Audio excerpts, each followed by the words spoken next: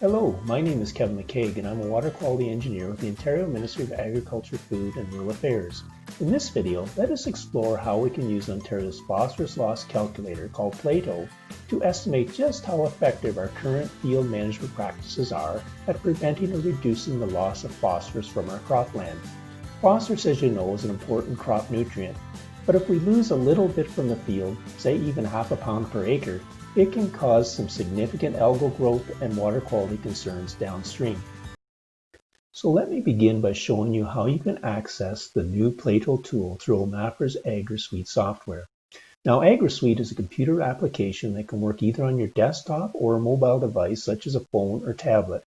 To find it, just open up your favorite internet web browser. I'm going to use Google Chrome here, so I'm just going to minimize myself here.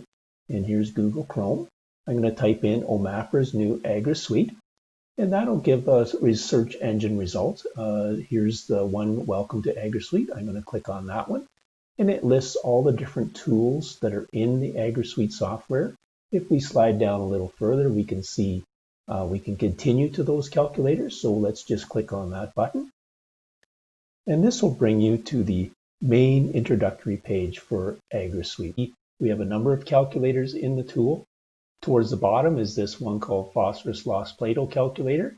We'll be developing new ones as time goes on, so that will move around a wee bit. But nevertheless, that's the one that we're going to talk about today. And you can just click on that line right there, and you can open up the Phosphorus Loss Calculator tool. So we could just start right now, start new, and this is the first page for the PLATO tool. Now, you don't need to sign in, but I am going to sign in here at this time because I have an example of one that I want to show you.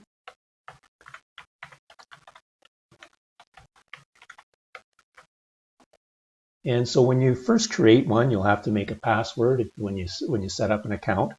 And so that's the first step. And the advantage of signing in is it allows you to save your work. So if you don't sign in, any work you do gets lost in your session. However, if you do sign in, then any work that you've done in the past gets saved and you can access it through and from other tablets or other devices that you may be using. Okay, so that's the first aspect to this. Now, here's some of my work that I've done in the past, and I'm going to bring up this PLATO demonstration file, which is the one that I just want to walk through with you. So here you see the PLATO demonstration. I edited that name. And just by hitting that pencil symbol there. And so that's the start. If you want to go home to the main list, you would just click on that and it would take you to your list again. And so, but if you want to return, you just click on the file that you're interested in. The other thing you'll see is that in the top right here, there's the ability to change language. You can go to the French language or English language. This hamburger menu here, if you hit the drop down there, it allows you to go home as well. You can provide feedback to the developers of this tool. So just you can go in there and it'll send an email to us, or you can sign out to from this particular session in that way as well. So I'll just minimize that. The other thing up here in the top right is the units that you want to work in. So you can work in metric, imperial, or US units. I'm going to work in imperial units today, just for demonstration purposes. Near the top of the display, towards the left, you can see PLATO has three main data entry and display tabs: the Field Information tab, the Phosphorus Loss tab, and the Report tab. PLATO calculates a phosphorus loss risk score on a field-by-field basis. As you know, each of your fields are unique, and those different field characteristics influence naturally the risk of phosphorus leaving that field, despite how you apply phosphorus fertilizers to it. Think of the Field Information tab then as an area where you describe the relatively stable characteristics of that field of interest. Things like its size, its location, the field's dominant soil type, and the general or average soil test level measured in that field. I've entered in some actual values for the demonstration field shown here. So I've got the farm name, obviously, its field name that you give it, the location, including the town, the county, and the township, the soil series that's dominant on that field, and the soil texture then associated with that soil series. The software automatically populates the annual precipitation, but you can override that if you like, if you have some good data records that you would want to feel that it was a better average than what has been given here. Also, there's the phosphorus sodium bicarb soil test that you would enter. I've entered 15 for this particular example. So that's really all you have to do on the field information tab. The field area I've assigned to this is 42 acres. So let's go to the phosphorus loss tab. Input requested on this screen tends to vary more from year to year, or at least be more influenced by the grower's decision. Crop type is a main input. We have a long list of crop options, as you can see from this drop-down list. For this demonstration, I selected grain corn. Notice that you also may often have to select a crop subtype. In this case, the options for corn might be silage corn, sweet corn. I've chosen grain corn in this case, and so you often have to select that at this time. It's also important when applying PLATO to understand the concept of a crop year. A crop year in PLATO terms, and this is true for all our Agrosuite applications, refers to the time period between the day the previous crop was harvested and continues until the date the current crop is harvested. So, for example, say winter wheat was harvested on July 25th on this field, prior to the corn crop that I'm interested in here. The crop year for the corn crop then would cover July 26th through until the day the grain corn is harvested, let's say November 1st. Any fertilization activity that occurs, such as manure application right after the wheat came off in August, would need to be accounted for when arriving at a PLATO score for this year's corn crop. PLATO also asks for a description of the field's subsurface tile drainage system on this screen. Have you systematically tile drained the field? If so, select Systematic on the drop-down list. If you've just placed tiles in select areas of the field needing drainage, then choose Random. And if there are no present tile in the site of any account, then select None. For this example field, it's been systematically tile drained at 30-foot spacings. So I will enter a value of 30 here under tile drain spacing. Next, PLATO asks if there are any permanently vegetated buffers along any open drains or watercourses that run alongside or through the field. If not, or if the field does not even come in contact with any open watercourse feature, leave this buffer value at less than 10 feet or 3 meters if you're in metric. If permanently grass buffers or even grass waterways have been established in or along the key drainage areas of the field, then from the drop-down menu, select the range of width category that best fits your field situation. In this example, so I'm just going to leave it at less than 10 feet. Next, PLATO asks you to enter an estimate of the rate of soil erosion occurring on the field. Now, for most of us, having such a number at our fingertips is unlikely. So just typing in a rate such as 3 or 5 tons per acre, or 2.5 in this case, in this input window, may really be guesswork on our part. However, soil erosion by water is a key mechanism for losing phosphorus from a field, particularly that fraction of phosphorus that is attached to soil particles. Therefore, it's important to estimate the erosion rate as best we can. PLATO provides the user with 2 options for improving your estimate. One is relatively quick and easy, and the second option is more involved, but also more specific and representative of the field. I'll show you both ways here, but keep in mind the second, more detailed method cannot be performed if using PLATO on a mobile phone or tablet. Let me start with the quicker option first.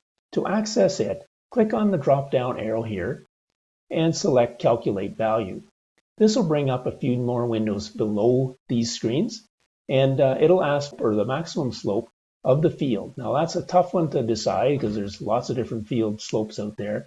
In this example, I'm using a value of 3, and then it also asks you for the tillage method that you're using to establish that corn crop in the year. So I'm going to say that this corn is going to get fall plowed, and then the tillage practice will just be normal up and down slope, no attention to contours or cross slope farming, anything like that, just working across the field on a normal basis. When you enter that information, the software populates an estimated soil erosion, in this case 4.72 tons per acre per year. So that's the relatively quick way, but it's still difficult because there's hundreds of different slopes in the field that you can choose from, and so it's not always easy to estimate that percent slope. The other option, if you select enter value, you will see in the lower right corner here is an entry called estimate using ag maps. If we click on that, it brings up a pop-up window that tells you you can go to ag maps, a GIS-based agricultural mapping website that OMAFRA has developed that allows you to estimate the erosion using a tool embedded in that online function.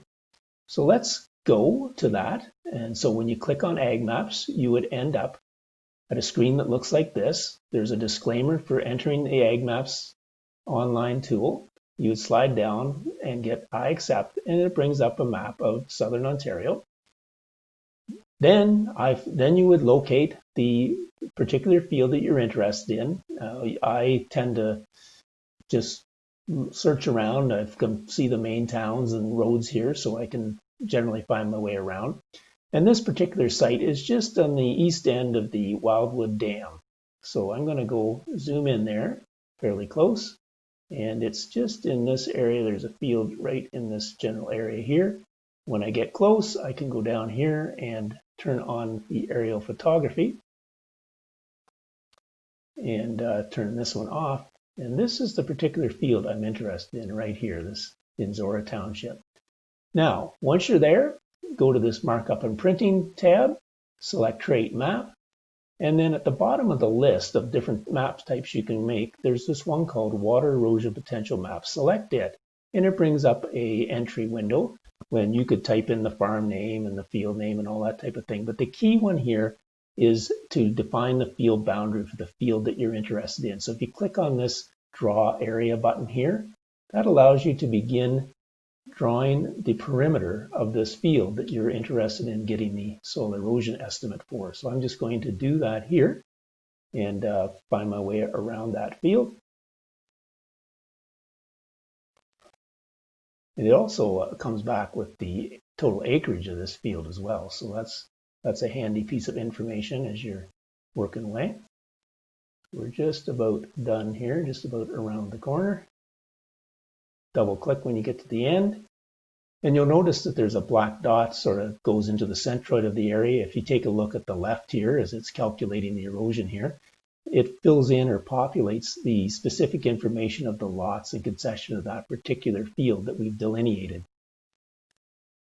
So we're just in the process of letting it estimate this erosion. It starts to prepare a map for us. And this is a two-dimensional map of the erosion risk potential of that field. And it's really just a description of what's the erosion condition across that field if it was bare soil conditions. So we can see that it's more erosive on this east end of the field than it is towards the northwest area. And that's fine, that's good to know. However, we also need to tell it that it's not bare soil. We do have some crop growing in there. In this particular case, it's corn. So you go to this method to determine C factor and select crop and tillage method. And this is very similar to what you saw in the actual Agrosuite itself, the drop-down menu for the different crops. And I'm going to select grain corn as the crop and the tillage method. And let's try fall plow as we said we were doing, and then recalculate. So it will go off then and calculate the erosion rate now with the condition that we have a corn crop growing on that field. It's not the bare soil or the inherent risk, but the risk with that crop growing in the field. You'll also notice as we slide down a wee bit here that first map was called the inherent water erosion potential map. And that's what's being displayed right now. But if I click on this little radio button here, we will display the annual water erosion estimate, assuming a corn grain fall plowed situation. So let's click on that. And there's our erosion potential across that field in corn grain. It also displays what the annual average estimated soil loss is across that field. So on average, it's 2.5 tons per acre per year. It's more erosive on this end, obviously, than on this end. But on average, it's 2.5 tons per acre per year. Now remember that number. We'll take that manually, take it back to PLATO and enter it in as our erosion estimate. But before I leave here, I just want to show you, well, what would a tillage practice change mean? So let's, instead of fall plowing, let's say they were going to strip till this field. So we'll choose zone till, representative of strip tillage, and let's then recalculate our soil loss based on assuming that the corn is going to get established as a strip till system. So we'll give it a bit of time to do its calculation here. And it comes back, and you can see you've definitely controlled some of the erosion to some extent. So it's good to see in the low to very low range the erosion losses, and so that has dropped significantly now with the zone till. And in fact, it says the mean average annual soil loss across that field is only 0.6 tons per acre per year. So remember that number as well. We had the 2.5 tons per acre per year with the fall plow, but with zone till, we have 0.6 tons per acre per year. So there's some ways to get that estimate of soil erosion. So we go back then to the PLATO inputs screen. I'm going to close this pop-up window for Ag Maps, and we could just type in that value of 2.5 for the fall plowed corn in this case. Now that we have provided PLATO with field characteristics information, it can calculate one of the two components of the total phosphorus loss index, the field characteristic index. The summary on the right side of the screen here displays the result of the field characteristic index. It is 50.2 for this field. If we click on the information circle beside this value, we can learn more as to how this value came about and what is exactly associated with this score. For this example, it is showing that much of the 50.2 score is coming from phosphorus losses that are associated with particulate phosphorus leaving the field, overland, across the soil surface. Some is going through the tile, but not much. This would suggest that if we wanted to lower the phosphorus loss risk score, we need to lower particulate phosphorus loss, which really means we need to reduce the rate of soil erosion and sediment leaving the field. If you click on the yellow information button, it gives you some suggestions on how you can reduce that field characteristic index. And indeed, it suggests that you want to do some steps to reduce soil erosion, maybe do things like cover cropping, establishing grass waterways or a vegetative buffer along the field edge, those types of things. So let's remember when we were in the Ag Maps tool that we said if we strip tilled this field, our soil loss would only be 0.6 tons per acre per year. So let's enter that estimated soil value in and then see what this result is in terms of a field characteristic score.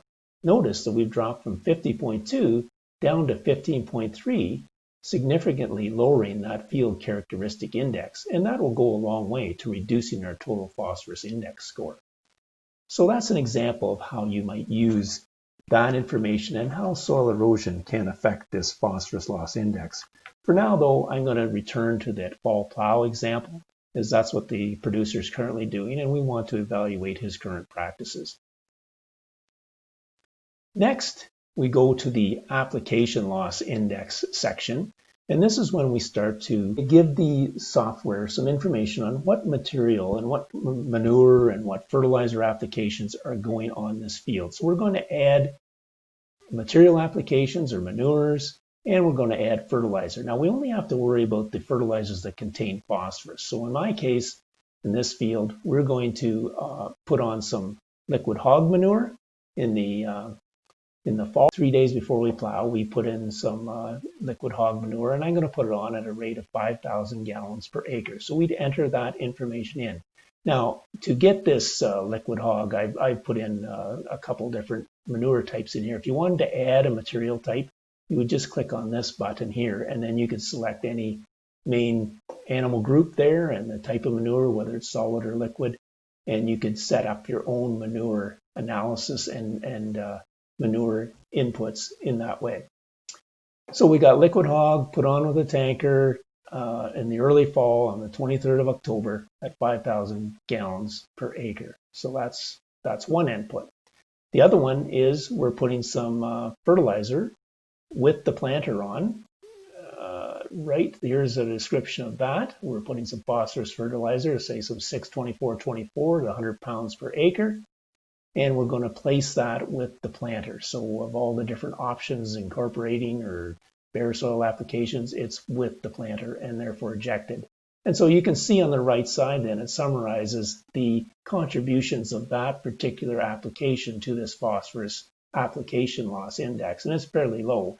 We put on 25 pounds per acre, but there's a BIC coming through the tile, very minimal, and the total is very little coming from the surface, mainly because it was injected. So that's an example there. Let's take a look at that tanker one just as an alternative or to compare. We put on a lot more phosphorus to begin with that 5,000 gallons per acre of hog manure. We're getting some from the surface contributing, so potential for overland losses that way, and some is contributing through the tile system as well. And so again, we can look at this information button here, and it can give us ideas of how we could potentially reduce that application loss number. So things like injecting the manure. So maybe I incorporated in 3 days, maybe not the best. If we worked it in a little sooner or we injected it, that could reduce things. Timing is also important. So when are those tiles not running and when's the lower risk? So if I incorporated, let's say I injected that manure, for example, then I can drop it down quite significantly. If I switch to the spring, so let's switch this to a spring period, May 1st. Now the tiles are running, but we're still not too bad a loss. We're still losing some through the tile again, but and we've worked it in 3 days. If I worked it in 1 day, it would drop it down a bit more. All those types of things that we can do to change that number. Now I'm going to change it back to our early fall again, because that's what this producer is doing. And so we want to see what score he gets from that particular practice that they're currently following. So there we go. Early fall, 3 days, 5,000 gallons per acre. Good. Notice I added the manure application using the add material application button, and to add that fertilizer application, in this case banding with the planter, it would just be a matter of selecting this button and putting in the correct information. So we have 2 different application events for this corn crop. That's all we need to worry about. We don't need to worry about the nitrogen because we're doing the phosphorus loss. And so we're done making the fertilizer application entries here. So now we can go over to the right side and see what the application loss index is. So this is specific to those 2 applications, and it came out to a value of 28.3. We now have the field characteristic index, which is the inherent characteristics of the field itself, and then the results as a result of that particular way that we're putting the fertilizers on in that field. So if I want to see a good summary of this field, we can go to the final tab, which is the report tab. Let's click on that. And it gives us a summary of the field area, the soil series, and the information that we put in at the start, the phosphorus loss description in terms of is it tile drain, the spacing, the erosion rates that we're using, those types of things, and then the actual fertilizer application events. And at the bottom, we have our summary or our index score here. So 50.2 for the field characteristic index, 28.3 for the phosphorus loss application index, and for a total of 78.5. This then, we have a sliding scale here, adds up, and it gives us a low rating. So what does a risk score of low actually mean anyway? Well, PLATO's risk categories are very low, low, moderate, high, or very high. In general, a risk score of low or very low means that the phosphorus loss you're likely to experience from the field of interest is as low or lower than what at least 50% of other farm colleagues will experience on their fields. In other words, if you can keep your phosphorus loss risk score on each field to low or very low, you're doing better than the majority of your colleagues. If you have scores of moderate or higher, there is room to improve. You can explore the causes and the options for improving the score with the PLATO tool. There's one last input change I want to show you before we finish off. What is the impact of soil test phosphorus on the phosphorus loss risk? Well, again, each field is unique, and you will want to answer that question using PLATO for your own fields. But let us look at this demonstration field. Remember, my current phosphorus loss score is 78.5. If we go back to the field information screen, and we change the phosphorus soil test from 15 to say 60, how is that going to affect our phosphorus loss score? So let's go back here to the phosphorus loss tab, and we can look at the summary screen here, and you can see it's gone from 78.3 up to 91.1. Now we're still in a low category, but we're getting close to that medium range. So this is just an example of how you can use PLATO to try some of those what-if scenarios for your field and management options. So that is a detailed overview of how the Phosphorus Loss Index tool PLATO works and how you can use it to confirm or improve your phosphorus management practices.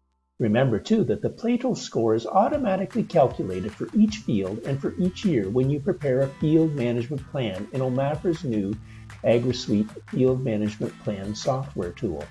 In this way, you can see how phosphorus loss risk changes from year to year as you move through your crop rotation on a field. If you have any further questions, just click on the Information Contact button on the main menu, right here, and phone us at the Contact Center at the toll-free number of 1-877-424-1300, or email us at ag.info.omafra@ontario.ca. Bye for now, and thanks for watching.